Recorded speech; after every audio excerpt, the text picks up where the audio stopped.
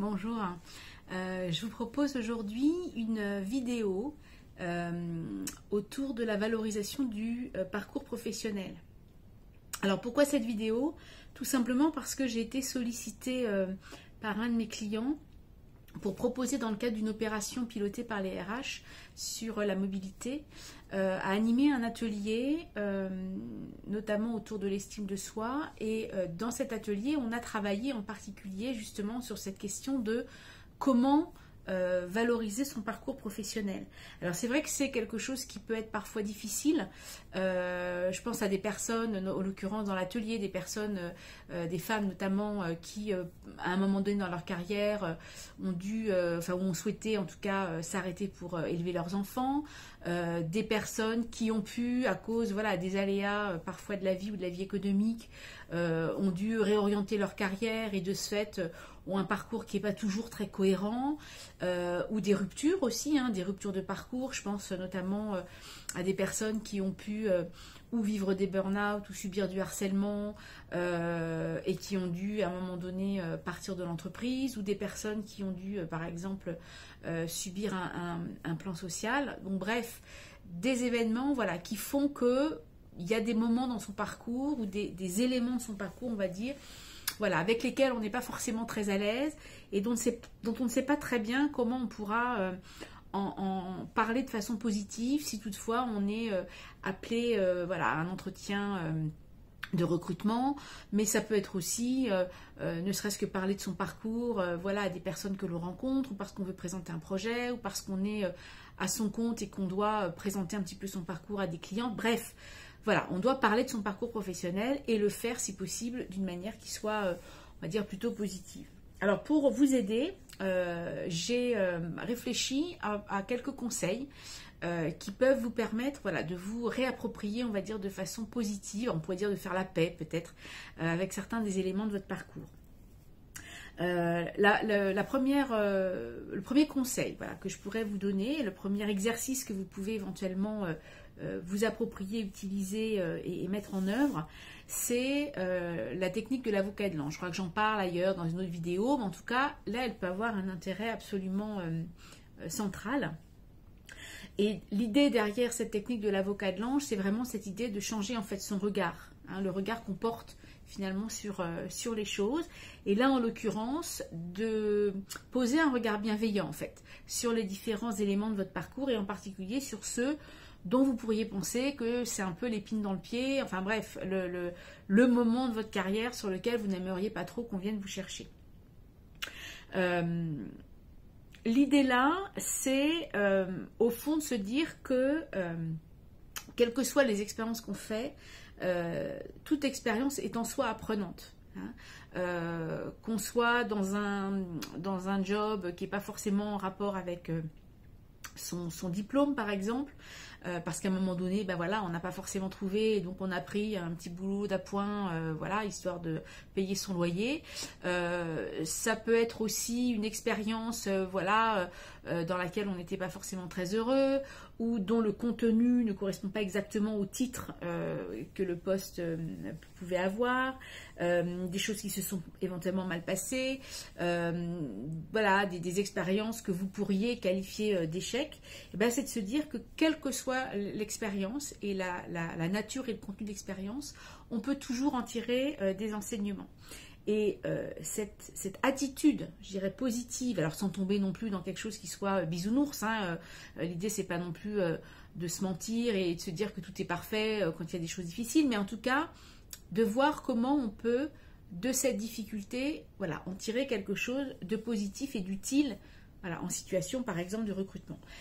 L'intérêt de cela, c'est que ça va vous permettre de contacter à la fois de la joie, mais aussi et surtout de la gratitude, en fait. D'être dans une posture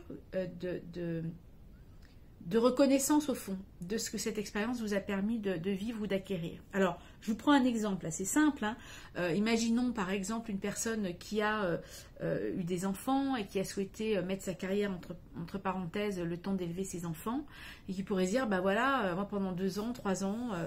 j'étais très loin du monde de l'entreprise, j'étais mère au foyer, franchement, c'est pas, c'est pas vraiment gratifiant par rapport au boulot que je pouvais faire avant ou au poste auquel je prétends.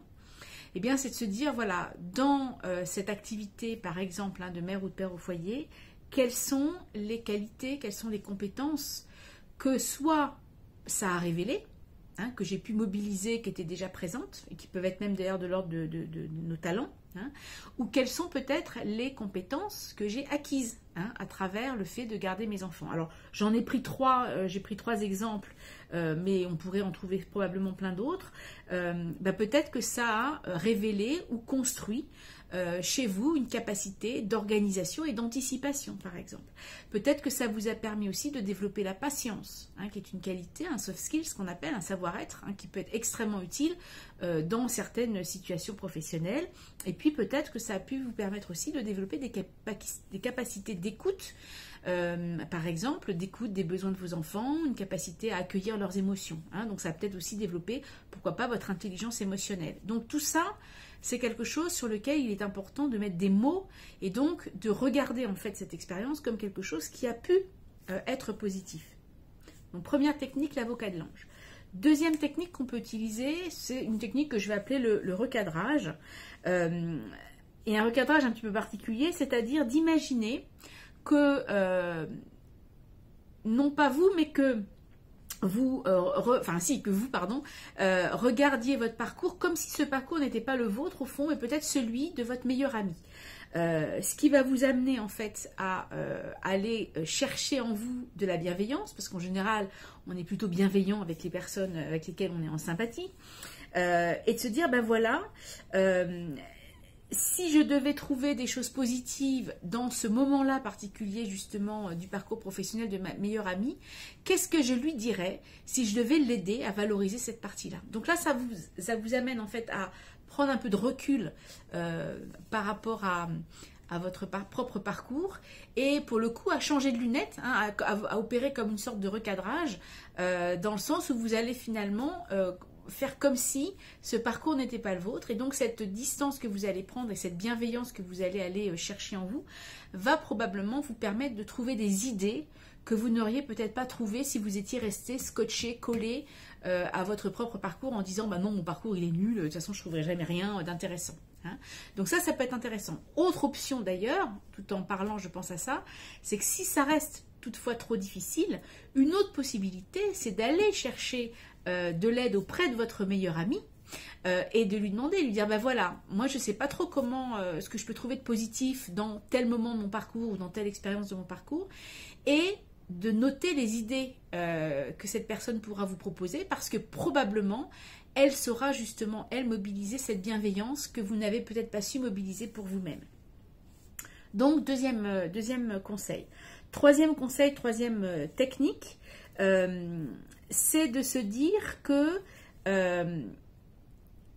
la difficulté que vous avez rencontrée, l'échec peut-être que vous estimez avoir vécu en fait, est une opportunité pour apprendre et pour grandir. Alors ça ressemble un petit peu à l'avocat de l'ange, à la nuance près, c'est dans la question qu'on va poser, c'est de se dire, si je n'avais pas vécu cette expérience, si je n'avais pas traversé cette épreuve, eh bien, qu'est-ce qui aurait été différent aujourd'hui, à quoi est-ce que j'aurais échappé, mais en termes pour le coup positifs, c'est-à-dire qu'est-ce que je n'aurais pas appris, peut-être que ça m'a, voilà, peut-être que j'aurais pas rencontré telle personne, peut-être que je ne serais pas rentrée dans telle formation, peut-être que je n'aurais pas pris conscience de la nécessité de développer voilà, tel et tel aspect de ma personnalité. Donc, vous voyez, en quoi finalement, quelque part, cette expérience difficile, ce moment de rupture, ce trou peut-être voilà, dans votre CV, qu'est-ce qu'il vous a permis finalement de toucher, de rencontrer chez vous et à l'extérieur, qui, au fond, fait de vous ce que vous êtes aujourd'hui. Et qui peut évidemment avoir un intérêt évidemment et du sens pour ce que vous visez à travers justement le fait de vouloir valoriser votre parcours. Donc évidemment, il faut trouver aussi des éléments qui vont faire sens et qui vont être en cohérence avec par exemple le poste ou l'entreprise à laquelle vous prétendez. Donc ça c'était un troisième conseil. Et enfin un dernier conseil, c'est d'identifier vos compétences transférables. Parfois, on peut avoir tendance comme ça à cloisonner un peu les choses, notamment entre la vie personnelle et la vie professionnelle, ou entre deux expériences qui peuvent être dans des univers un peu différents, ou lorsque l'on veut tout simplement aussi comment dire, prétendre à une mobilité, et une mobilité qui nous amène aussi à peut-être élargir son champ d'expression et peut-être opérer un virage professionnel. Donc de se dire, voilà, qu'est-ce qui, dans mon parcours, peut éventuellement être utile pour pouvoir, par exemple, prétendre à tel poste. Alors, en vous disant ça, je pense à une situation très concrète, il y a une anecdote, enfin un témoignage plutôt, d'une personne, c'était un homme, qui était agent de maîtrise et en fait qui souhaitait devenir manager. Il aspirait à manager une équipe. Et en fait, il était très très embêté parce qu'il me disait mais moi j'ai jamais eu d'expérience de management, donc ça va être un vrai frein si je veux prétendre à ce type de poste. Et en fait, en analysant son parcours et plus largement son expérience, en fait, il a fini par enfin il a fini.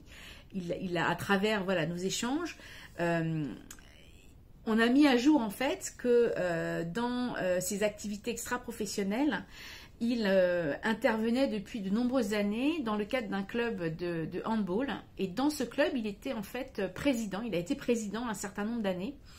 Et dans le cadre de ces fonctions, en fait, eh bien, il a fait énormément de choses, évidemment, qu'on a pu lister, mais surtout, il s'est rendu compte qu'au fond, dans les compétences qui étaient sollicitées dans le cadre de cette fonction de présidence, en fait, il y avait énormément de choses qui relevaient au fond du management. Et donc, ça a été pour lui presque une révélation de se rendre compte que, voilà, même si on n'a pas une expérience professionnelle, on va dire au sens propre du terme, en tout cas en entreprise, du rôle de manager, on peut tout à fait avoir été amené dans un cadre privé ou extra-professionnel en tout cas, avoir été amené à prendre des fonctions d'une nature quasi similaire finalement à celle d'un manager en entreprise.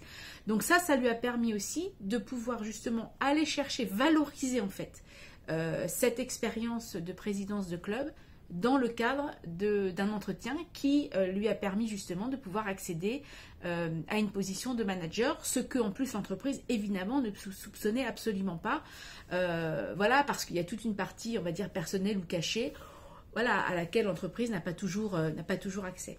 Donc quatre conseils, il y en a probablement d'autres, mais en tout cas, voilà déjà 4 conseils qui peuvent vous aider si vous souhaitez valoriser votre parcours professionnel.